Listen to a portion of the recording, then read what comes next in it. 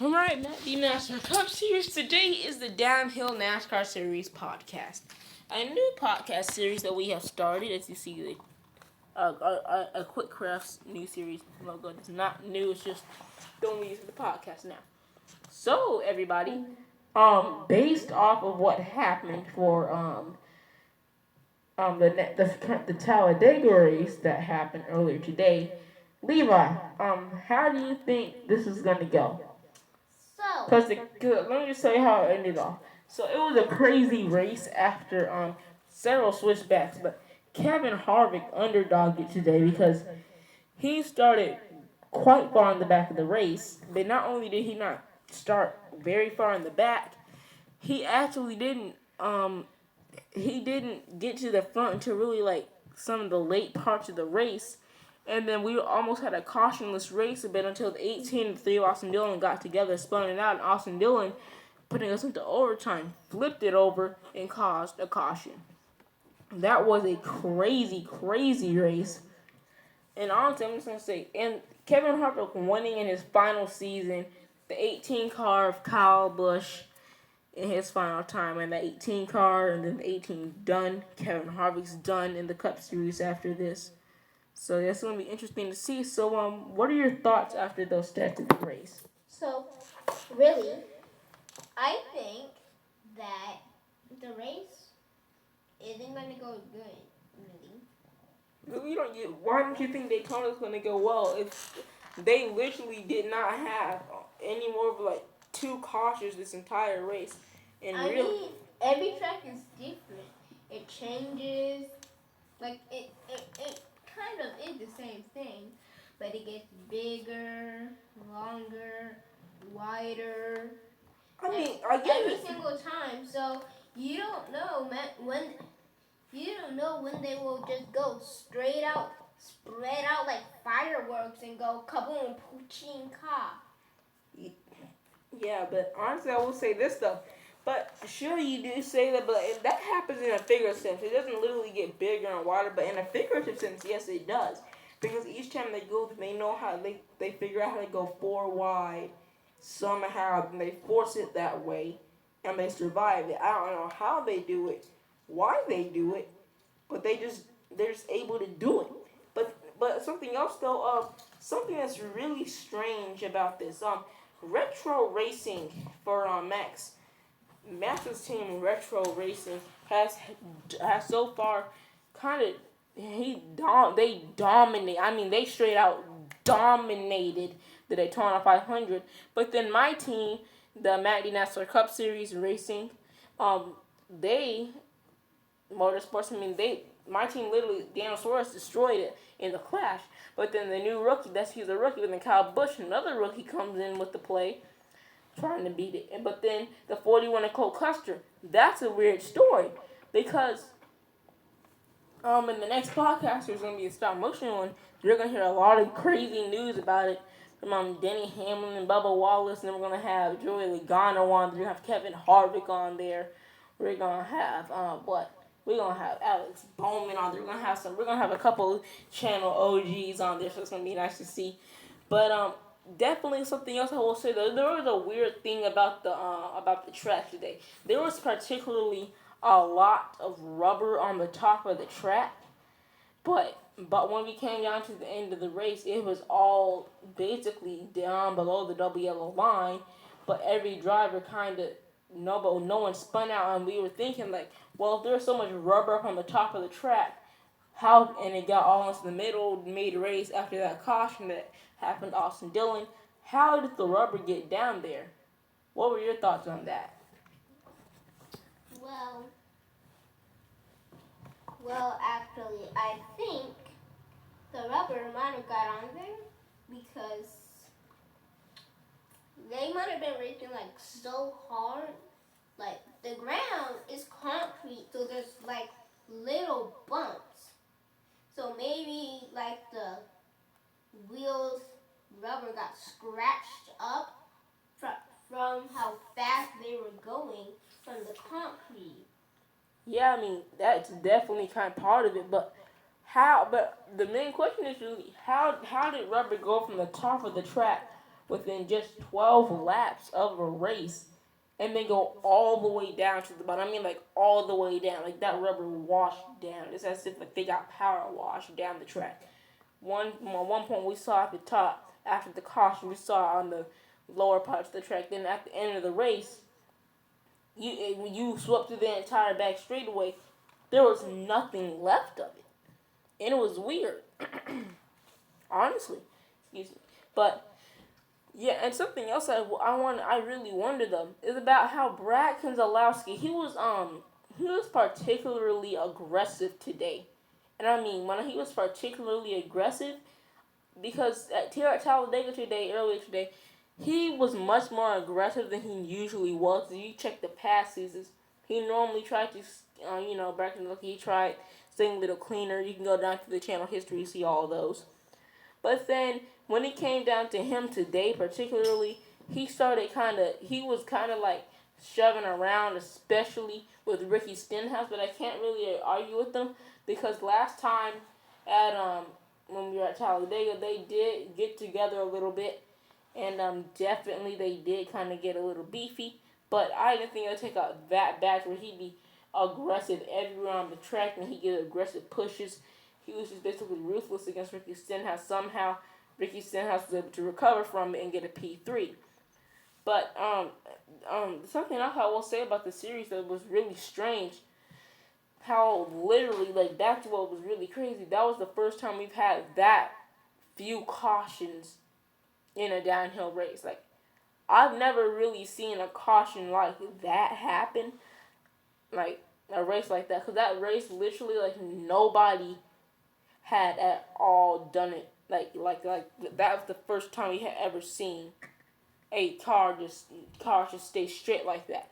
But something I will say though about that before we move on to the next subject on this, how are you feeling about how do you feel about your team with Jurassic Park Racing? Because Jurassic Park Racing was really strong today.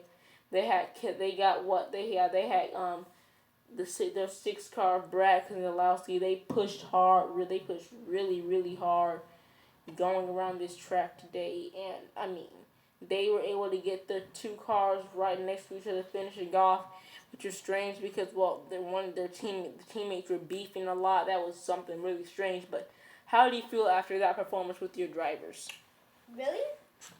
I'm proud of them. They were strong. Sorry, guys, I accidentally didn't get it's okay. the mic. Yeah. So really, I think they were really strong today, and I'm actually proud of them. And I would like to see the next race, and I'm glad they stay strong under any circumstances. Yeah, definitely. But now let's move on to a very nice subject. It's also a very saddening subject.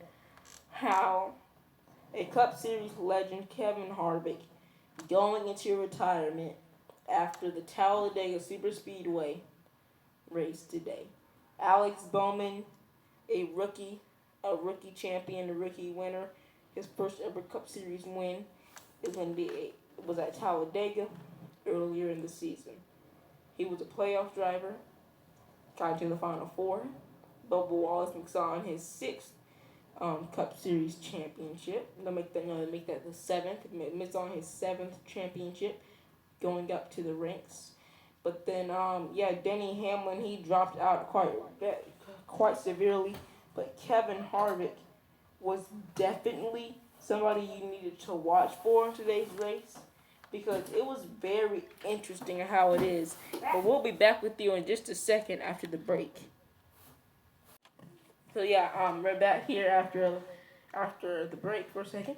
But now we're here in the Cup Series talking about Kevin Harvick. Kevin Harvick finishing the Talladega Superspeedway. He did finish strong, but he did wreck out. I believe he did. I will have to check the replay. I believe he did have trouble. Either he wrecked or had some trouble with the car. Well, he didn't do too bad for his final ever Cup Series stop motion race.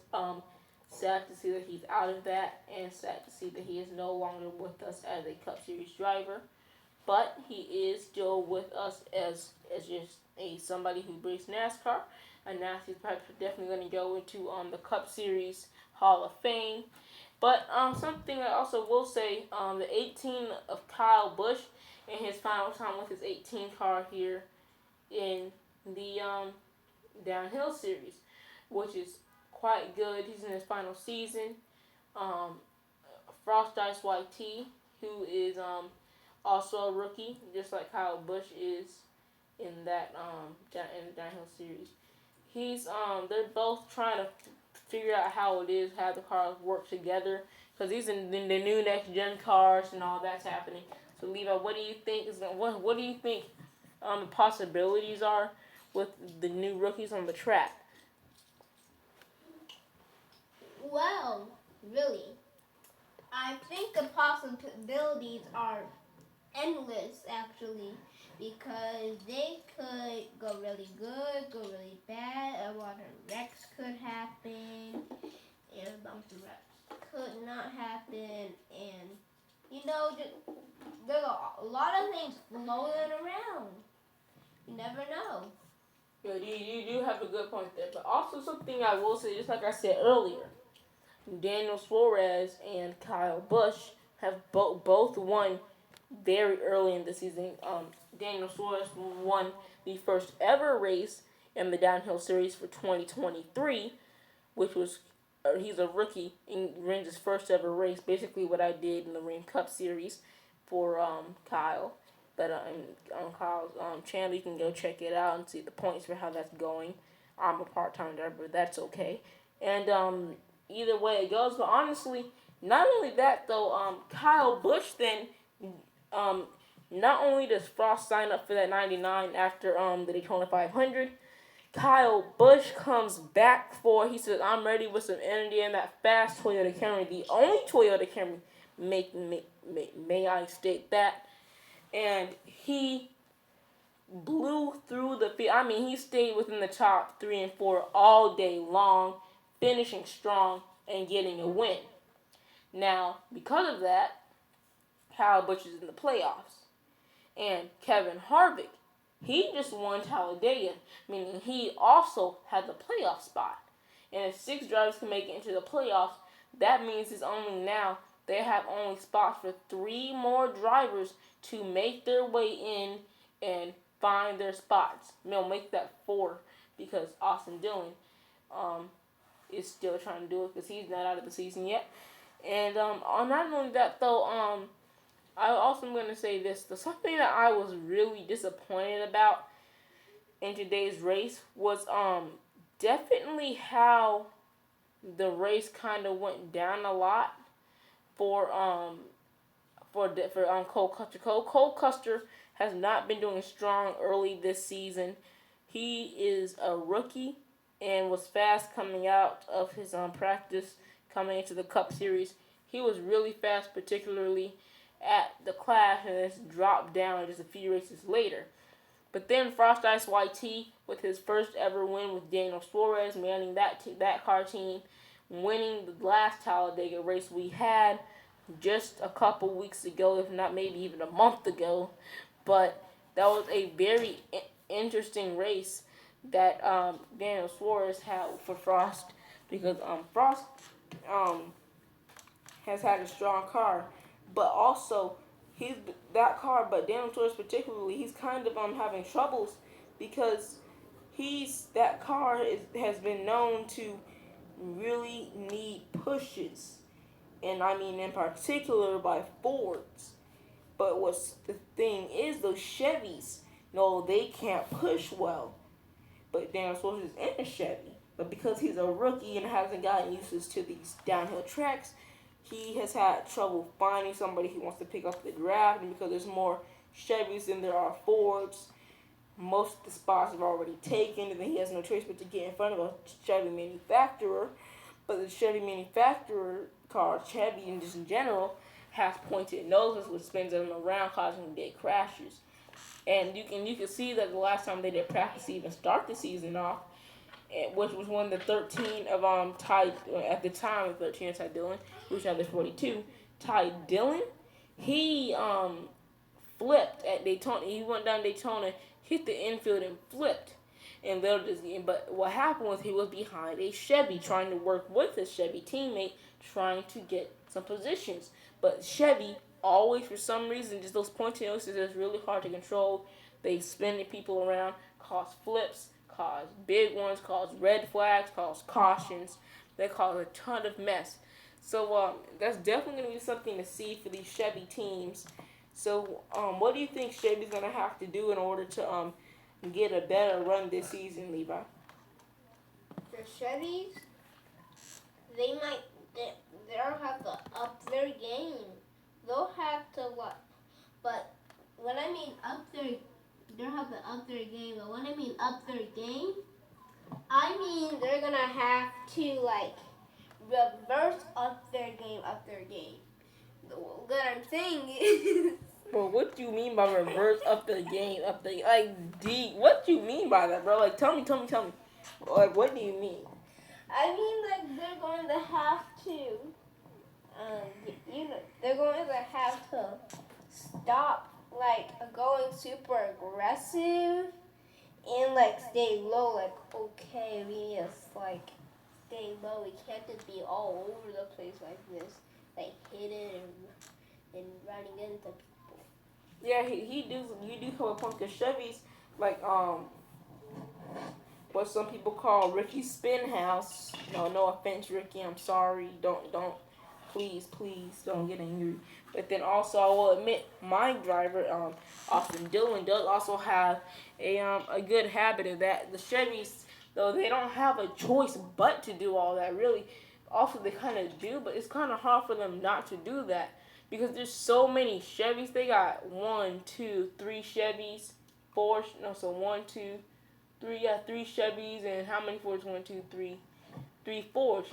So it's kind of an even field, but the Chevys are so fast and so aerodynamic that when they try, they have to kind of fan out to find each other, because it's sure it's a it's a good pack, though.